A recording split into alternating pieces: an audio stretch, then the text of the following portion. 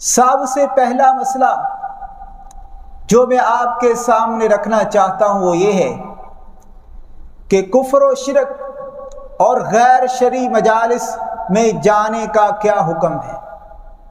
میرے بھائیوں، ایسی مجالس میں جانا بالکل حرام ہے جو کفر پر مبنی ہو، شرک پر مبنی ہو، جس مجلس کے اندر غیر شرعی کام ہوتے ہوں، ایسی مجالس کو اختیار کرنا حرام ہے۔ جیسا کہ سورہ نساء کی 140 نمبر آیت ہے، اللہ تبارک و تعالی نے فرمایا وَقَدْ نَزَّلَ عَلَيْكُمْ فِي الْكِتَابِ أَنْ إِذَا سَمِعْتُمْ آيَاتِ اللَّهِ يُكْفَرُ بِهَا وَيُسْتَهْزَأُ بِهَا۔ اللہ تبارک و تعالی نے قرآن مجید کے اندر فرمایا کہ اگر تم یہ سنو کہ قرآن مجید کی آیات کا انکار کیا جا رہا ہے جس مجلس کے اندر، اور اس کے ساتھ مذاق کیا جا رہا ہے، فَلَا تَقُعُودُوا مَعَهُمْ، پھر آپ ان کے ساتھ مت بیٹھو۔ آگے جا کر اللہ تبارک و تعالی نے فرمایا اگر تم بیٹھو گے، یہ کام کرو گے، اِنَّكُمْ إِذًا مِثْلُهُمْ، پھر تم بھی وہی ہو جاؤ گے جو وہ ہیں۔ اس وجہ سے ایسی جو ہے مجالس کو اختیار کرنا رسول اللہ صلی اللہ علیہ وسلم نے بھی، اللہ تبارک و تعالی نے بھی قرآن مجید کے اندر منع فرمایا ہے۔ دوسرا مسئلہ میرے بھائیوں یہ ہے، غیر مسلموں کے تہواروں میں جانا، اس کا کیا حکم ہے؟ غیر مسلموں کے تہوار کے اندر جانا بالکل حرام ہے۔ اس کی دلیل یہ ہے، قرآن مجید کی آیت ہے وَالَّذِينَ لَا يَشْهَدُونَ الزُّورَ، مومن لوگ جو ہوتے ہیں نا، وہ جھوٹی مجالس کے اندر نہیں جاتے۔ ویسے بھی سیدنا عبداللہ بن عباس فرماتے ہیں اس آیت کی تفسیر کرتے ہوئے، وَالَّذِينَ لَا يَشْهَدُونَ الزُّورَ اس سے مراد جھوٹ کی مجالس ہے۔ لہذا ایسی مجالس کے اندر نہیں جانا چاہیے جہاں قرآن و حدیث کا مذاق اڑایا جا رہا ہو، غیر شرعی کام ہو رہے ہوں اور قرآن مجید کا انکار کیا جا رہا ہو، ایسی مجالس کو اختیار کرنا حرام ہے۔ آج کل مسلمان غیر مسلموں کے تہوار میں چلے جاتے ہیں، ان کو مبارکباد دیتے ہیں، ان کی خوشی کو اپنی خوشی سمجھتے ہیں۔ میرے بھائیوں، ان کے تہوار میں شرکت کرنا بالکل حرام ہے۔ جو لوگ جاتے ہیں وہ حرام کے مرتکب ہوتے ہیں، وہ حرام کام کرتے ہیں۔ تیسرا مسئلہ میرے بھائیوں یہ ہے، غیر مسلموں کی عبادت گاہوں میں جانے کا کیا حکم ہے؟ غیر مسلموں کی عبادت گاہوں میں جانے کا کیا حکم ہے؟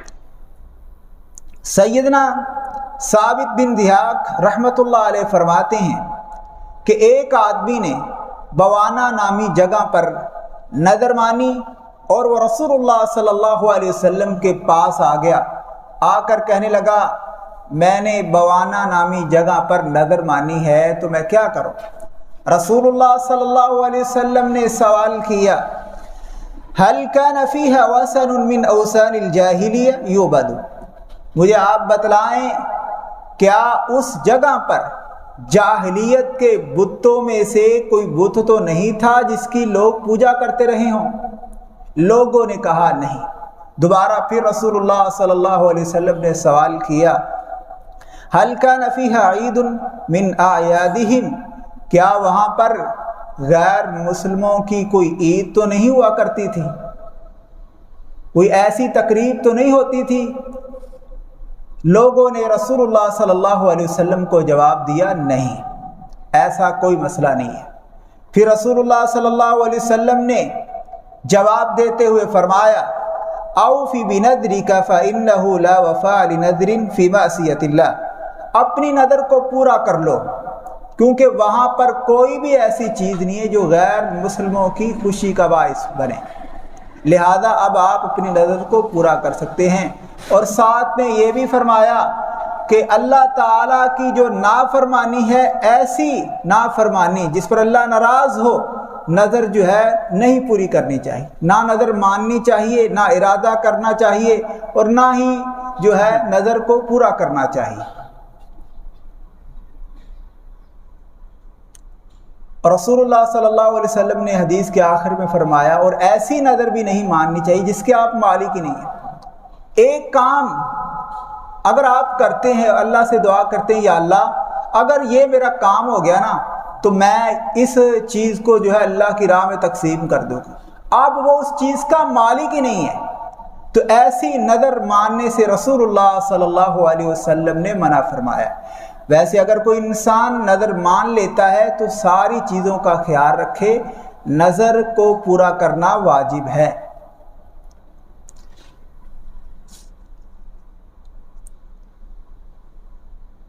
اور میرے بھائیوں، چوتھا مسئلہ جو میں آپ کے سامنے رکھنا چاہتا ہوں وہ یہ ہے، کلیسا، مندر، گرجا اور غیر مسلم عبادت خانے جانے کے حوالے سے ہمارے لیے کیا حکم ہے۔ اللہ تبارک و تعالیٰ کا فرمان ہے، والذین اتخذوا مسجدا ضرارا وکفرا وتفریقا بین المؤمنین وارصادا لمن حارب اللہ ورسولہ من قبل۔ ان لوگوں نے، اس آیت کی میں آپ کو بتلاتا ہوں، منافقین تھے، انہوں نے مسجد تعمیر کر لی، رسول اللہ صلی اللہ علیہ وسلم کو بتلایا کہ ہم نے مسجد تعمیر اس وجہ سے کی ہے کہ لوگوں کا مسجد نبوی میں جانا بہت مشکل ہوتا ہے، جو لوگ بزرگ ہیں، کمزور ہیں، جب بارش آتی ہے تو وہ پہنچ نہیں پاتے، سردیوں کا مسئلہ ہوتا ہے، زیادہ گرمی ہوتی ہے، اس طرح بہانے بنا کے رسول اللہ صلی اللہ علیہ وسلم کو انہوں نے یہ شو کروا دیا کہ ہم نے اس وجہ سے مسجد بنائی۔ اللہ کے رسول صلی اللہ علیہ وسلم جب غزوہ تبوک سے واپس آ رہے تھے نا تو انہوں نے کہا چلو ہم اس مسجد میں نماز پڑھتے ہیں چل کے۔ اللہ تبارک و تعالیٰ نے فوراً وحی کی، بتلایا یہ مسجد اس وجہ سے بنائی گئی ہے تاکہ مسلمانوں کو نقصان پہنچایا جائے، مسلمانوں کو تنگ کیا جائے، مسلمانوں پر ظلم کیا جائے، مسلمانوں کے خلاف سازشیں کی جائیں۔ رسول اللہ صلی اللہ علیہ وسلم نے پھر صحابہ اکرام کی ڈیوٹی لگائی کہ اس مسجد کو آگ لگا دو۔ میرے بھائیوں، رسول اللہ صلی اللہ علیہ وسلم نے اس مسجد کو آگ لگانے کا حکم دے دیا اور صحابہ اکرام گئے۔ صحابہ اکرام فرماتے ہیں ہم نے اس مسجد کو آگ لگا کے جو ہے بالکل ختم کر دیا۔ لہذا میرے بھائیوں، اس آیت سے بھی یہ بات واضح ہوتی ہے، ایسی جگہوں پر نہیں جانا چاہیے جن جگہوں پر بیٹھ کر مسلمانوں کے خلاف جو ہے شرارتیں سوجی جا رہی ہو، سازشیں کی جا رہی ہو، مسلمانوں کے خلاف جو ہے وہ سازشیں بنائی جا رہی ہوں، ایسی جگہوں پر جانا بالکل حرام ہے، نہیں جانا چاہیے۔ دیکھیے نا، یہ مسجد تھی، بنائی تھی مسلمانوں نے، لیکن وہ تھے منافق۔ رسول اللہ صلی اللہ علیہ وسلم نے اس مسجد کو آگ لگانے کا، مسمار کرنے کا حکم دے دیا۔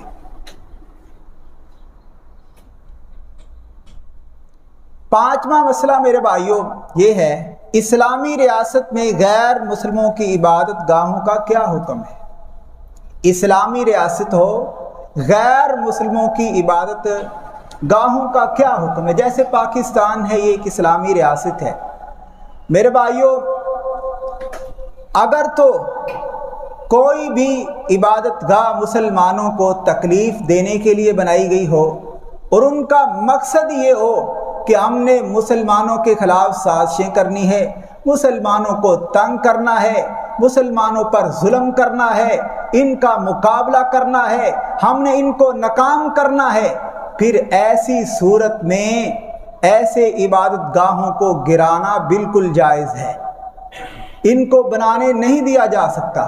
میں آپ کو دلائل دیتا ہوں، جیسا کہ صحیح البخاری کی حدیث ہے 4355 نمبر، خصم قبیلے کے لوگوں نے کیا کیا کہ بیت اللہ کے نقشے پر ایک مسجد بنا لی۔ اب اس مسجد کے اندر انہوں نے بت رکھ لیے، تھے وہ غیر مسلم، بت رکھے، اوپر سے واضح ہوتا تھا یہ بیت اللہ ہے، اس نقشے کی انہوں نے جو ہے وہ اپنی عبادت گاہ بنا لی اور اندر بت جو ہے رکھ دیے، بتوں کی وہ پوجا کرنے لگے اور وہاں پر بیٹھ کر وہ مسلمانوں کے خلاف سازشیں کرتے تھے، مسلمانوں کو تنگ کرتے تھے۔ رسول اللہ صلی اللہ علیہ وسلم نے سیدنا جریر بن عبداللہ رضی اللہ تعالیٰ عنہ کی ڈیوٹی لگائی کہ آپ یمن کے رہنے والے ہیں تو لہذا آپ وہاں پر جائیے، وہ آپ کے قریب جو ہے بت خانہ ہے، آپ اس کو گرا دیں۔ سیدنا جریر بن عبداللہ رضی اللہ تعالیٰ عنہ کہتے ہیں میں نے 150 گھوڑ سوار نوجوان لیا اور میں نے اس بت خانے کو تباہ کر کے رکھ دیا، اس کو گرا دیا۔ لہذا میرے بھائیو، اسلامی ریاست میں ہاں اگر کوئی تکلیف نہیں دیتے، کوئی تنگ نہیں کرتے، ان کی طرف سے کوئی مسئلہ نہیں بنتا مسلمانوں کو، پھر ٹھیک ہے، پھر آپ ان کو آزادی دیں، جو وہ چاہیں کریں۔ لیکن اس مندر کے اندر بیٹھ کر، اس کلیسا کے اندر بیٹھ کر، اس گرجے کے اندر بیٹھ کر مسلمانوں کے خلاف سازشیں کریں، پھر رسول اللہ صلی اللہ علیہ وسلم کی اس حدیث سے واضح ہوتا ہے کہ ان کی عبادت گاہ کو ختم کر دیا جائے، ان کو گرا دیا جائے۔ چھٹا مسئلہ میرے بھائیوں، غیر مسلم کو گھر میں ملازم رکھا جا سکتا ہے یا نہیں؟ غیر مسلم کو گھر کے کام کاج کے لیے ملازم رکھنا جائز ہے، کیونکہ رسول اللہ صلی اللہ علیہ وسلم کے بارے میں آتا ہے ایک یہودی لڑکا تھا، وہ رسول اللہ صلی اللہ علیہ وسلم کی خدمت کیا کرتا تھا۔ میرے بھائیوں، کسی غیر مسلم کو ملازم رکھنا یہ اس چیز سے بہتر ہے کہ آپ کسی مسلمان کو رکھیں، مسلمان کو ترجیح دینی چاہیے نہ کہ غیر مسلموں کو۔ رسول اللہ صلی اللہ علیہ وسلم کی یہ خدمت کیا کرتا تھا، لہذا میرے بھائیوں اس وقت مدینے کے اندر غیر مسلم جو عورتیں ہوتی تھی مسلمانوں کے گھروں کی جو ہے کام کاج بھی کیا کرتی تھی، اس وجہ سے غیر مسلم کو اگر کوئی مسلمان اپنے گھر میں کام کاج میں ملازم رکھنا چاہتا ہو تو وہ رکھ سکتا ہے۔ کچھ شرائط ہیں، وہ آدمی صاف ستھرا رہنے والا ہو اور وہ نقصان نہ دینے والا ہو، یہ نہ ہو کہ آپ کے گھر میں ملازم بن کر آئے اور آپ کے گھر والوں کو وہ گمراہ شروع کر دے، ایسے نہیں ہونا چاہیے۔ لہذا آپ کی پوری اس پہ نظر ہونی چاہیے آخر تک۔ ساتواں مسئلہ، غیر مسلموں کو صدقات و خیرات دینے کا کیا حکم ہے؟ میرے بھائیوں، غیر مسلموں پر جو ہے وہ خرچ کیا جا سکتا ہے، جیسا کہ اللہ تبارک و تعالیٰ کا یہ فرمان ہے لا ينهاكم الله عن الذين لم يقاتلوكم في الدين ولم يخرجوكم من دياركم ان تبروهم۔ اللہ تبارک و تعالیٰ تم کو ایسے لوگوں سے منع نہیں کرتا جو لوگ تم کو تنگ نہیں کرتے، جو لوگ تم کو گھروں سے نکالتے ہی نہیں ہیں، جو لوگ تم کو ذرا بھی تنگ نہیں کرتے، اللہ تبارک و تعالیٰ ان پر خرچ کرنے سے تم کو منع نہیں کرتا۔ لہذا آپ ان کے ساتھ نیکی کریں، اور نیکی بھی اس نیت سے ہو تاکہ ان کو اپنے قریب کریں، ان کو مسلمان کرنے کی کوشش کریں، نیت یہ انسان کی ہونی چاہیے۔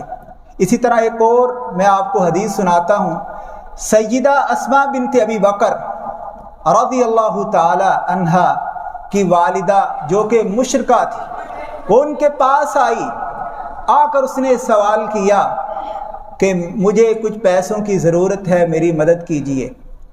سیدہ اسماء بنت ابی بکر رضی اللہ تعالی عنہ رسول اللہ صلی اللہ علیہ وسلم کے پاس آئی، آ کر کہنے لگی اے اللہ کے رسول صلی اللہ علیہ وسلم، میری والدہ آئی ہے، میری مائی ہے، میں کیا کروں؟